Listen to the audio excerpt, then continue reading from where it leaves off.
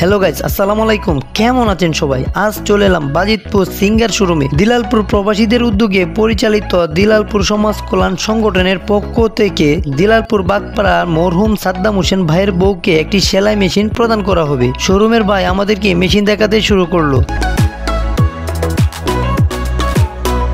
দুইটা কালারের মেশিন আমাদেরকে দেখালো। স্ট্যান্ড আছে স্টিলের ও ঢালাইয়ের। ঢালাইয়ের স্ট্যান্ডটির দাম কম, ঢালাইয়ের স্ট্যান্ড জেম মনে হলো। আমরা ভালো বিবেচনা করে স্টিলেরটাই কিনলাম। তো গাইস, এখন আমার ছোট ভাই ইমন পরিচয় দিয়েছে শোরুমের ভাইকে। তিনি একজন ইলেকট্রিশিয়ান।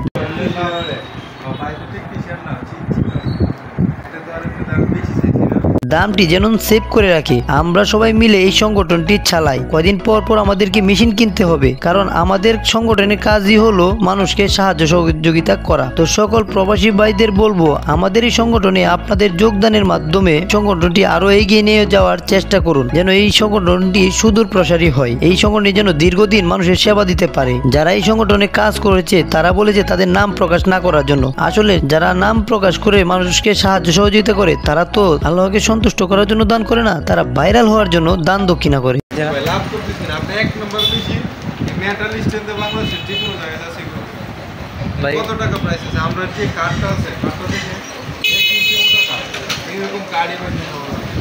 দিলালপুর সমাজ কল্যাণ সংগঠনের উপর ভিত্তি করে আমাদেরকে একটি ক্যাশ মেমো লেখা হলো।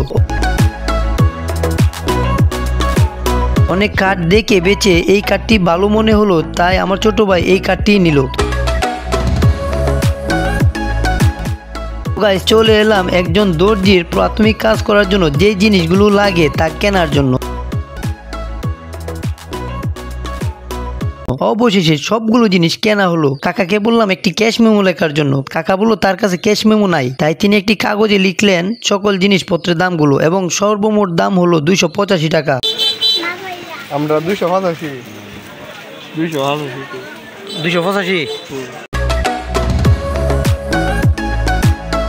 আবার চলে আসলাম সেই শোরুমে। শোরুমের গানগুলো শুনুন এবং আপনাদের মনগুলো একটু ভালো করুন।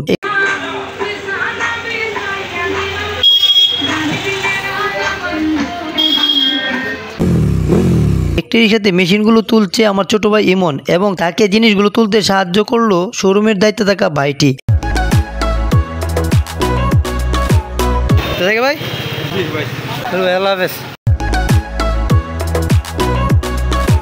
এইবার রওনা দিলাম বাগপাড়ার উদ্দেশ্যে।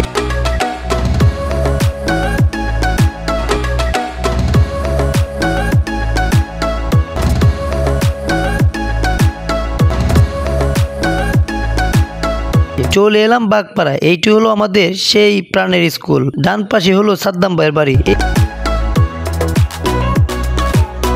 এই যে সাদ্দাম ভাইয়ের বাড়িতে এসে পৌঁছে গেলাম।